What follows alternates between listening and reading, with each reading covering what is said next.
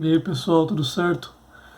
Hoje a gente voltou aqui nesse domingo, né, para falar aqui de Manuel Bandeira, de Estrela da Vida Inteira, do Manuel Bandeira, que é uma antologia poética que trata justamente de toda a poesia feita por ele, desde A Cinza das Horas até o Lírio do Brigadeiro, que foi lançado, o Cinza das Horas no início dos anos, no final dos anos 10 e o Lírio do Brigadeiro já no final dos anos 60, tá bom?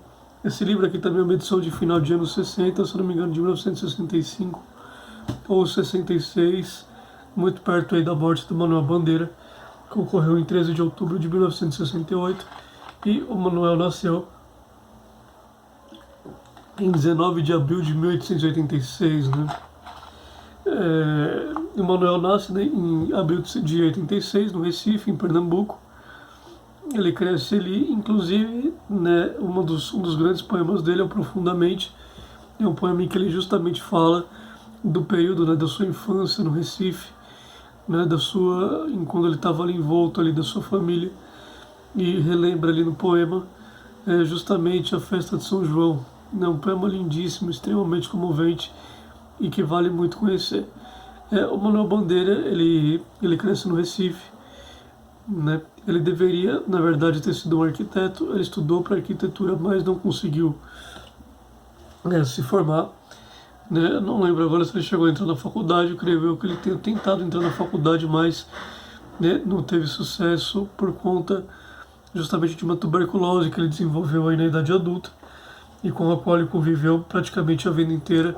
E felizmente ele acabou vencendo essa tuberculose, né, já mesmo tarde na sua vida, né? E a tuberculose, inclusive, deixou no Manuel Bandeira uma impressão de que a vida ela acabaria logo, né? O problema da morte apareceu para ele muito cedo e isso impactou profundamente a vida dele, né? Já que por conta, por exemplo, da tuberculose, ele acabou não tendo filhos, ele acabou não se casando, justamente porque ele temia que ele fosse deixar os seus filhos órfãos, a sua esposa viúva, e ele não quis se casar, né? E ele queria realmente que ele não podia se casar. E aliás, naquela época a tuberculose, né, isso aí é meio dos anos 10, antes da Primeira Guerra Mundial.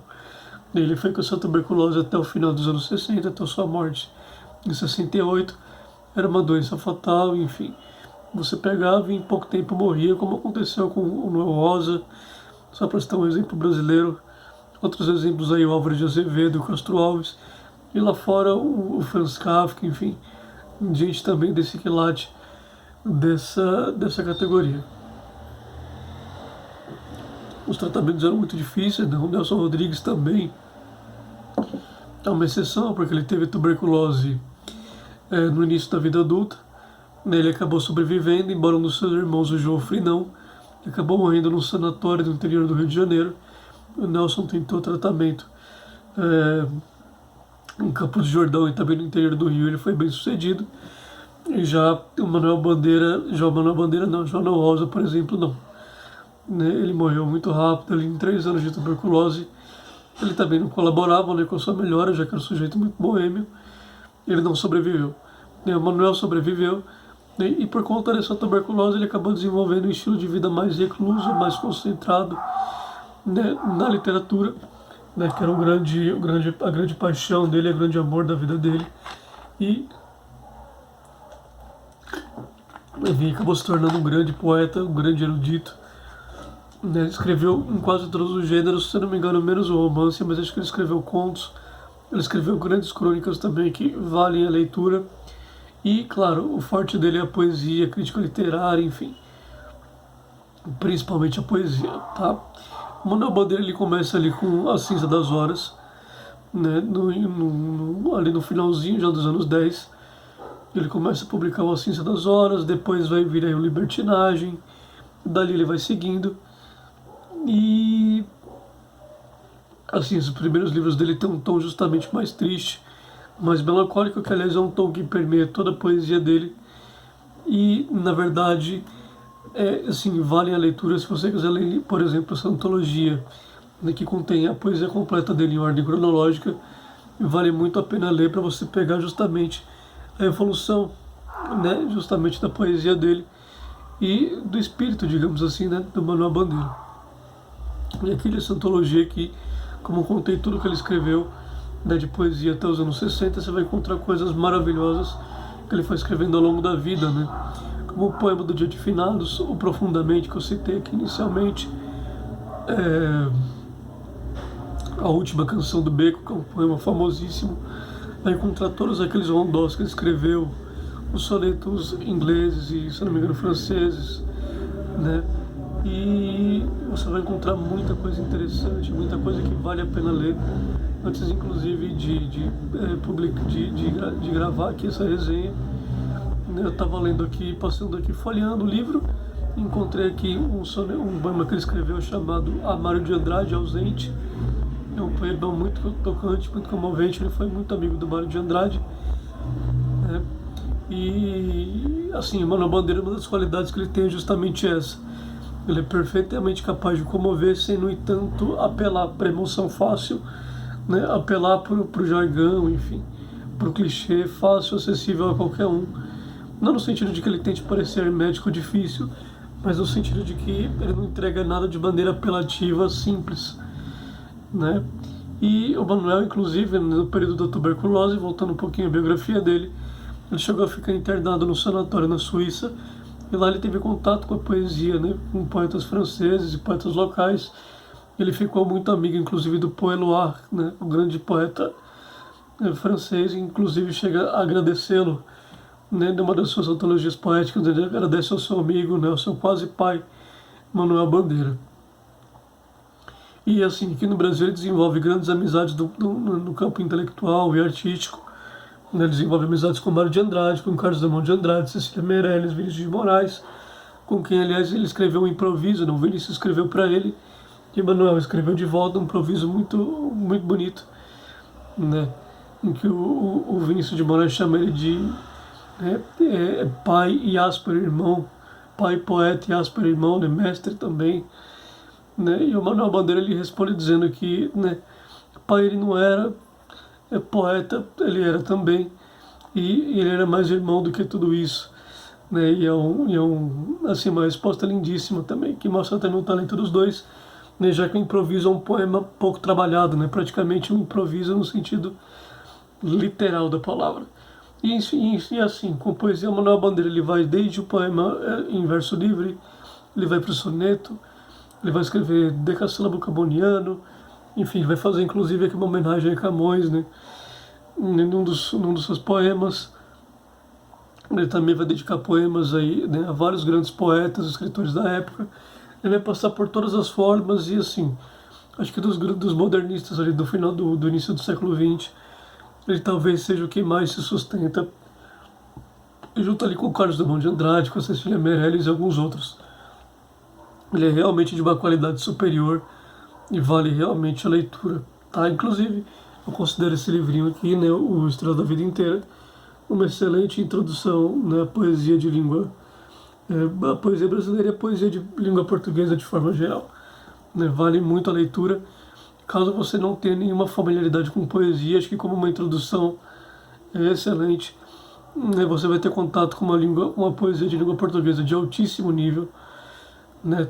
O Carlos Drummond de Andrade e ele são colocados em geral juntos, né? O Manuel e o Carlos Drummond, como talvez os maiores poetas da história do Brasil, com toda a justiça, né? Eles são fantásticos. Eles foram, por exemplo, o mestres do Bruno Tolentino, por exemplo, que os conheceu pessoalmente, né? E eles eram tidos assim praticamente unanimemente, né? O próprio Manuel Bandeira também, e talvez até principalmente como um gênio, como uma espécie de sábio mesmo, um sujeito extremamente versado na sua arte, né, de poesia, né? E como escritor também de uma forma geral, já que o Manuel Bandeira inclusive era um excelente cronista, tá? Inclusive, né, caso você queira se aprofundar um pouquinho melhor na vida do Manuel Bandeira, existe aqui esse livrinho aqui, o Manuel Bandeira de Corpo Inteiro, do Stefan Batio, que é um escritor romeno que se refugiou no Brasil. Quando houve a invasão da Romênia pela União Soviética, ele veio para cá, aprendeu português e se tornou um grande escritor de língua portuguesa. Ele também esteve presente durante, né, a Revolução Cubana, né, em meio ali ao Che Guevara, ao Fidel Castro e tudo mais.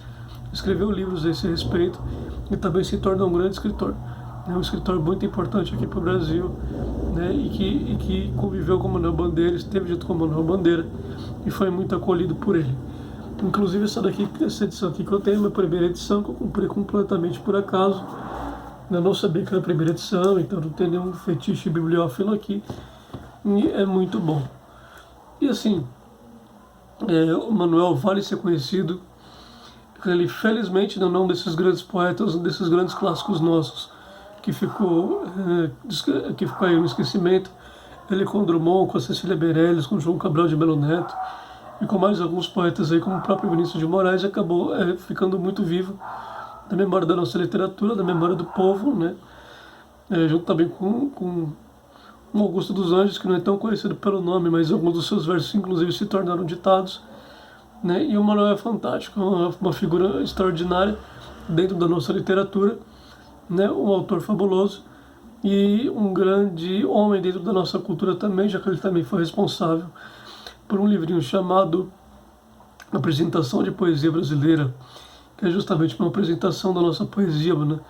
Uma espécie de história da nossa poesia junto com uma crítica literária de toda a nossa tradição poética, vindo desde São José de Anchieta até o Carlos Pena Filho, né, que inclusive é primo de Bernardo Souto, um grande poeta atual, e que, né, é fantástico que, além de ele fazer essa história, essa espécie de crítica também da nossa poesia, ele também coloca lá no final uma antologia com diversos poemas de todos os autores, né, pelo menos uns 2 ou 3 de cada autor, e dá uma boa ideia do que foi a poesia brasileira, desde o descobrimento até, por exemplo, ele mesmo, né? Inclusive, ele é muito humilde, só se cita no livro umas 3 ou 4 vezes, e apenas uma delas em primeira pessoa. O Manuel era um sujeito fantástico, né? Inclusive, na internet é fácil encontrar aí dele, né, um livrinho não, um disco, né, com gravações dele recitando seus próprios poemas, e a recitação que ele faz de Profundamente, por exemplo, é extremamente comovente e vale muito a leitura, tá? A audição, na verdade. Tá aí a leitura do poema aqui no livro. Enfim, vale conhecê-lo. Se você já conhece poesia, acho que vale a releitura, né? Se você já é uma pessoa mais conhecedora de poesia, principalmente brasileira. E, assim, é um autor fantástico. Tá legal? É o seguinte, né, da próxima vez aqui eu não sei de novo do que eu vou falar para vocês, tá? Pode ser que eu fale de Shakespeare, como eu venho prometendo já há um tempinho. Pode ser que eu fale da Hora e a Vez do Augusto Matraga, do Guimarães Rosa, que inclusive talvez seja o melhor conto da história aqui da nossa literatura, né? Que o único que tem um personagem assim, né, que é o próprio Augusto Matraga, de nível moral e espiritual mais elevado. E talvez eu traga aqui para vocês aqui na quinta-feira, tá bom? A Hora e a Vez de Augusto Matraga, que inclusive, se eu não me engano, virou filme. Tá legal? Então assim, pessoal, quem se interessou aqui, quem gostou do vídeo, fica à vontade para dar like, para se inscrever aqui. No meu Instagram vai estar aqui embaixo, tá bom? É um prazer sempre fazer aqui essas resenhas aqui para vocês, tá bom? Um grande abraço, até a próxima, tá?